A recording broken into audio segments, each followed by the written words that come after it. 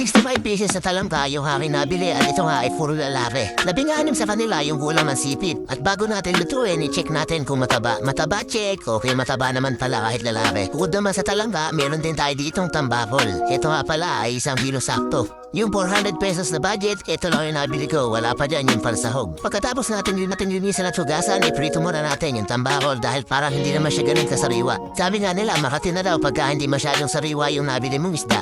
Pinrito lang natin lahat at pagkatapos naman, dito naman sa ating kawali, maglalagay lang tayo dito ng kakanggata. Mga 2 cups na mahigit yung kakanggata natin. Nilagyan natin ng luya, sibuyas at tambawang. Isasabay ko na rin yung siling haba, pati na rin yung paminta. Tapos lalagyan na rin natin ng konting patis para mas maganda yung lasa. Nakasindi na rin yung kalan, kaya habang hinahalo ko, ay hinihintay na rin natin kumulo. At ilalagay na rin pala natin dito yung pechay. Dahil ito lang naman yung gulay na meron tayo at ilalagay na rin natin dito sa ibabaw yung ating mga piniritong isda. Ihinaan ko na nga lang yung apoy hanggang sa maluto at medyo magmantika. Nahihilig ako sa gata kasi nga naman talagang masarap at bukod yan talagang nagbibigay ng maganda sustansya sa katawan. Suka nagawa sa tubo yung aking ibuna at ngayon naman isasalang lang natin yung mga talangka. Lalagyan ko lang ng konting asin at tatakpan hanggang sa magbago ang kanyang anyo at maging kulay pula na nakakahulugan na luto na. Bukod sa lutong halabos, alam ko meron tayong mga specialty pagdating sa pagluluto ng talangka. Maaari nyo na i-comment